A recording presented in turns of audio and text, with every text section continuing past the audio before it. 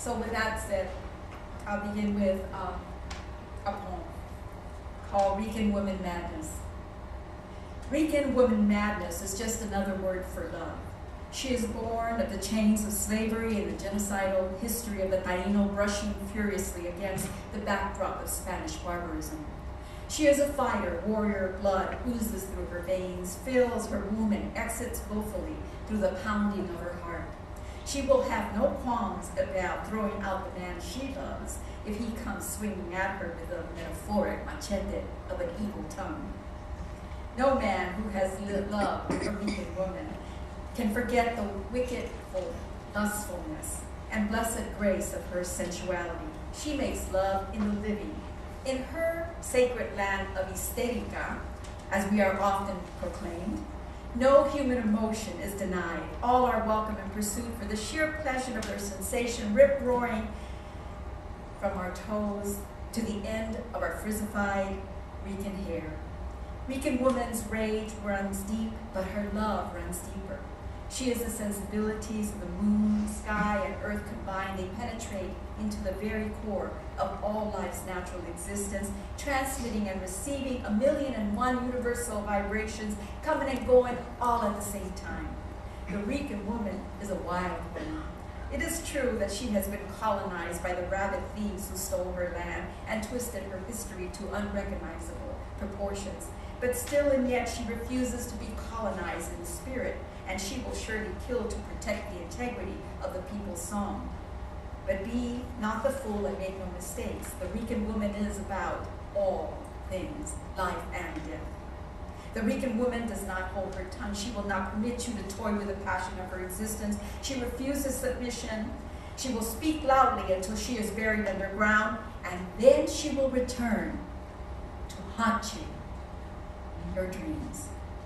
The magical whip of her presence refuses to leave the scene once she is gone, and she will stay upon your clothes. It will saturate your hair. It will permeate your very being, and she will never let you forget that she exists. So don't be deceived by those Rican assimilated versions who curtsy and roll around in the bureaucratic red tape in disguise. Underneath that whitewashed facade hides a wild island spirit that will not be domesticated, weeping ceaselessly to be released. Rican woman embraces her power as the motherhood of all creations, and she will follow the sweet sounds of her children or her lover calling "Ay mamita" to the ends of the world. In her negrita self, she is a vessel of love and shimmering, unadulterated truth. Her truth is a radiant, ebony black. She is not of the sterilized, sophisticated purity of the etherealized white light. She is about gutsy, grimy, earthy truth, the kind that is found beneath the thickness of old toenails and the very pit of underarms and the folds of fleshy skin and between the musty scent of warm, full thighs.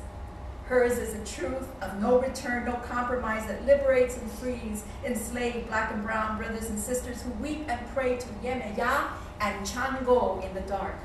Rican woman madness is just another form of love that is so easily misunderstood, feared, and tyrannized by those who do not know how to read the vital signs of a Rican woman madness. A love that lives in the midst of anguish and joy, all wrapped up together in the urgency and delight of her salsa island gyrations. Rican woman is a volcano. Her anger is legitimate, for she is tired of the bullshit cover-up reality of so-called culturally diverse rhetorical worlds. Her struggle is legitimate, for she cannot live in a world of pretense and colorized marginalization. Her love is legitimate, for she cannot live in a world of lies.